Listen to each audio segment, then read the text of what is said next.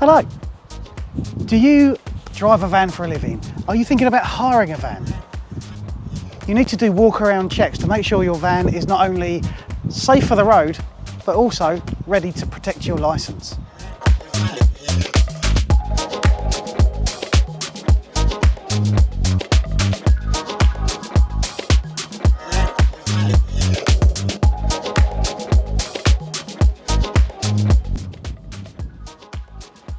So the first thing we want to do is, as we approach the vehicle, we are looking underneath for any fluid leaks, oil leaks, coolant leaks, water leaks. We're also checking that all the lights are working, they're in a good working order. We're checking at the bottom for any damage, anything that's loose, anything that can fall off. Working our way up the bonnet, we're also checking for security, checking that it's any damage as well. Looking at the windscreen wipers, making sure they're not perished, making sure they're undamaged. Following on around to the side, we're going to be looking at the mirrors, making sure the rear is intact, there's no cracks, it's all secure, there's no cracks in the indicator. Also looking around at the front of the mirror glass to make sure that it's clean, undamaged and uncracked.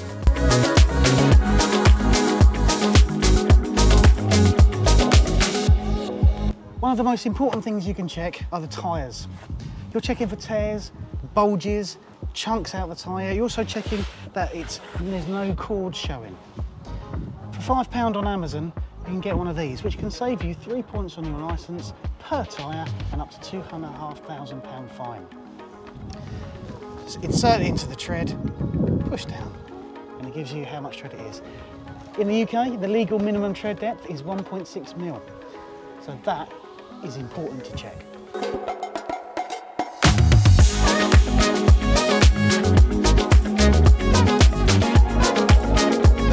So, leaving the mirror, following down, making sure all the bodywork is intact, there's no damage, nothing hanging off, nothing insecure that could injure anybody on the road or yourself.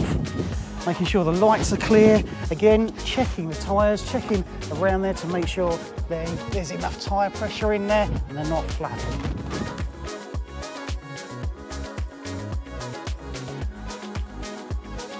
Now we're at the back of the vehicle. We are checking that the number plate isn't obscured, broken. That is a £50 fine. Checking for any damage, again, around the bottom, up to the top. The brake light at the top, we're checking that as well. And also, that the rear doors are working. Open them up, making sure the hinges are in a good serviceable condition, undamaged. They're not going to cause any risk of injury to anybody.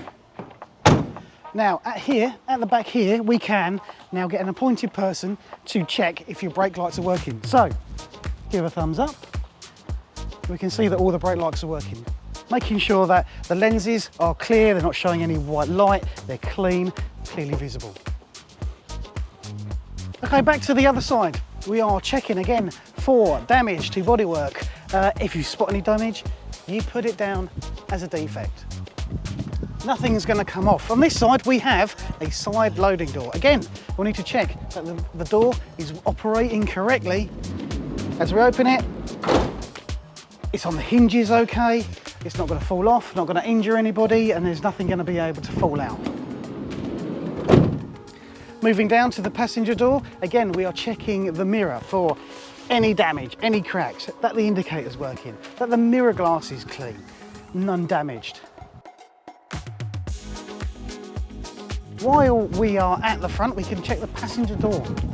Opening it up, checking the passenger side to make sure that the seatbelt is working free of tears, checking the webbing, free of any nicks. And when we let go of it, it retracts fully.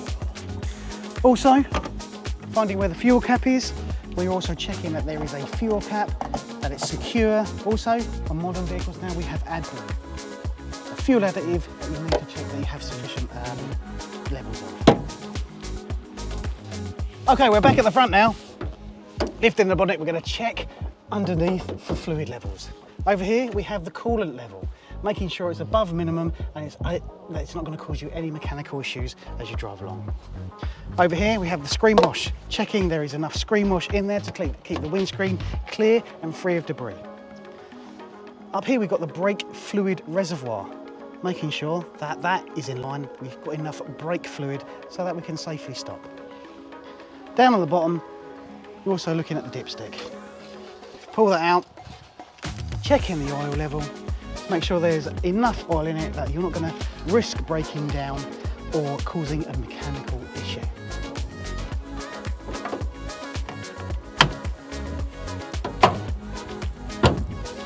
Lovely.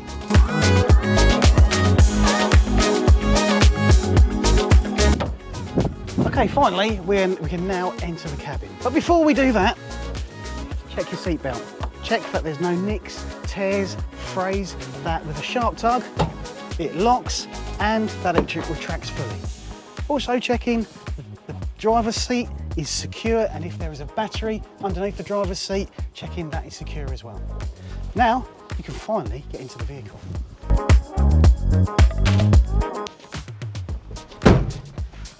Now, in the cab, we're going to check that all the dashboard warning lights are on. Turn the ignition around to the first click, the lights come on the dashboard, and all that has to disappear disappears. We aren't left with any warning lights that shouldn't be there. Moving across the dash from left to right, we're checking that everything is secure, that the demisters are working, that the heating controls are working, that there's no clutter across the dashboard, there's no damage to the windscreen obscuring our view, no cracks, no large chips or anything like that. While we're here, we need to get the seating position in the right place, making sure your posture is correct, that your arms aren't out straight, because in the event of an accident, all the force is going to go up your arms, creating bone and ligament damage. Also, that you're not sitting too close as well, because in the event of an accident, what's going to happen? Looking at the mirrors, making sure you can see clearly out of them, that you're including the blind spot mirrors, adjusting them correctly. Also, part of your walk around check is to make sure the horn is working okay. Finally, we can now check the engine. Turn the ignition on by depressing the clutch in this model, running it for 10 seconds and giving the accelerator pedal a little blip on the rev count to make sure if there's no excessive emissions, which is an indication of a mechanical issue. Also, at this point, we can check the steering, make sure there's enough, there's no play in it, that we've got full control of it as well. 10 to 15 minutes, that's all it takes to do a walk around check, safeguarding yourself and your licence. Thank you to Tender and Express Services for helping me do this walk around check. One last thing, when was the last time you did a walk around check on your own vehicle? Thank you for watching, goodbye.